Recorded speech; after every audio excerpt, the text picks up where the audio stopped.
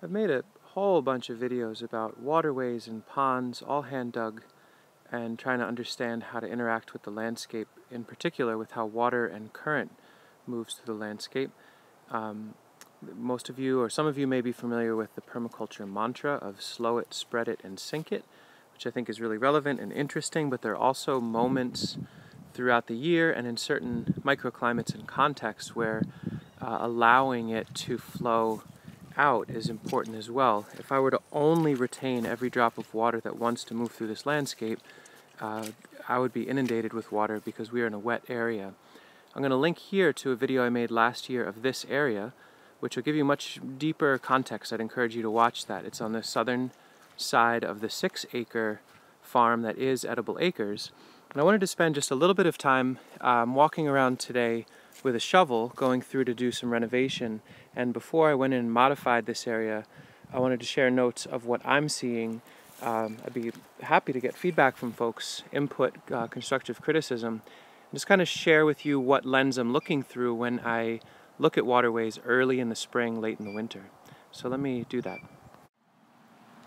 I think what I will skip in this video is the overarching picture. Again, you can look at other videos for that, but suffice it to say, this is a relatively complex nature mimicry sort of pattern that I'm playing in here, where I already have a pretty wet part of the landscape. This is a very low lull part of the landscape, and we've had a fair amount of snow, and yesterday it was up in almost 60 degrees, and so a ton of snow loosened up and liberated into the soil already being very saturated. Then we got a ½ inch of rain, and we're expecting another inch of rain over the next week. So addressing these ponds and waterways and renovating them as necessary is pretty important before the real inundation of spring begins. And some of the things that I'm looking for when I look at these waterways is that, well, first of all of these little ponds and ditches are going gently down slope, with the theme being that I know I need to release excess water, but I want to settle it into these ponds as often as possible. So if we're dry and we get a pulse rain, all of the ponds have an opportunity to fill before they overflow, overflow. So it's basically like a series of batteries being charged. But what I'm interested in doing is not having the water flow with such force and such clean direction that sediment and nutrients escape the property. And so partly what I'm looking for, and I'm expecting to see muddiness and murkiness in the water, but as I see this water flowing eastbound, down slope, what I'm seeing are some interesting aspects. I'm seeing deposits of silt underneath pretty crystal clear water, which is telling me that although it is allowing the water to leave, heavier material is falling out of solution and settling. And I've designed it so I can scoop out that fresh deposit muck and use it to stool layer high-value crops. So these are Menage Smeru currant, just about the best tasting black currants I've ever had. And I very intentionally planted them right on this berm, all down the line here, with a blue false indigo bush, Amorpha fructicosa, as a nitrogen fixer to support them all. But as I go through and harvest this year's erosion. Now, of course, in a lot of farms, what they'll do is bury pipes deep in the earth, and then with a tilled field, that soil goes down into the pipes and shunts into waterways and ultimately down into our common lakes and ultimately to the ocean. I'm having it settle on this land, and as I harvest this and having a meaningful place to do it, it incentivizes the work, and it reduces the distance that needs to go in order to have value in the landscape. And so what I'm looking for before I start digging is, first of all, where are these silt deposits, where are these sediment deposits occurring, so I can focus my energy appropriately. Then also, are the plant-based filtration elements functioning? So here's a water iris planted in the waterway with a little flow around it, with the idea that this will continue to grow over the years and create another silt-catching dam up watershed, up water slope, and I can harvest that silt, use it, and allow new silt to settle to feed this plant in the water. There's also watercress that has not woken up yet.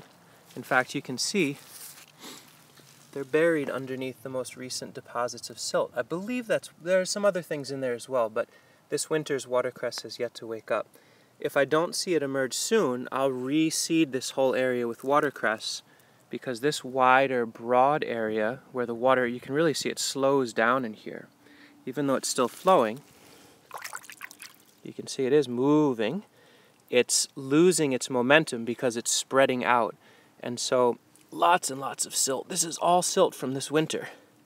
Incredible, rich material right here. There's some elderberries.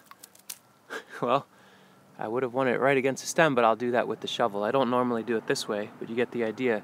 So everywhere along here are moisture-loving, context-appropriate, long-lived, high-value, perennial, woody plants that, in the management process, can enjoy that management. And you can see there's even a little bar here where it's not as deep, so that more silt can back up in here. What I don't want to do is have too much silt be able to come in solution and drop out into this pond. If it does, it's not the end of the world. I think last night's heavy rain sliding over icy waters, it did deposit some silt on here, and as this ice melts, that silt should settle down into the water. If we get a drought, I can harvest the bottom of this and use it to feed my stinging nettles, my elecampane, my aronia, my autumn olives. Oh my gosh, autumn olive. Even the willows that I have in here. So all these plants ready and willing to absorb the excess nutrient that these waterways are harvesting. And again, not being dogmatic of, oh, every last drop has to settle into the landscape, we're allowing that current to move out.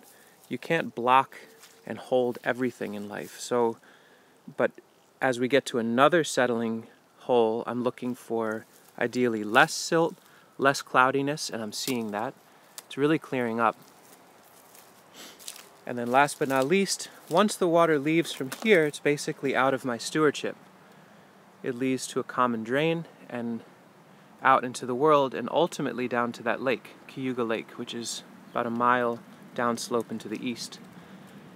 So the idea here is to allow water to move through, and this is what I want to see. With all the, I'm going to quiet up. There you go, the garbage truck going by as I talk about purifying water. Interesting. I'm not going to drink this water, obviously, but as water leaves my landscape, if I'm being ethical in how I manage and steward water in this landscape, it should be leaving clear and gentle, which it is. So in the future, more ponds, more swales, more silt catches, more plants in the waterways, more plants along the side. But for now, with basic hand tools, and also very importantly, no pre-designed plan that I spent a year using graph paper and research and paying people to map and all that. This is observe and interact. It's dig a little, watch a little, dig a little, watch a little. And it took years, but this system is really dialed into this actual landscape, and there's no design except that of living in the space and working with it. So wherever you are, you can begin where you are, start where you are, and be able to have your landscape interact with the elements in more gentle and thoughtful ways. Thank you for watching.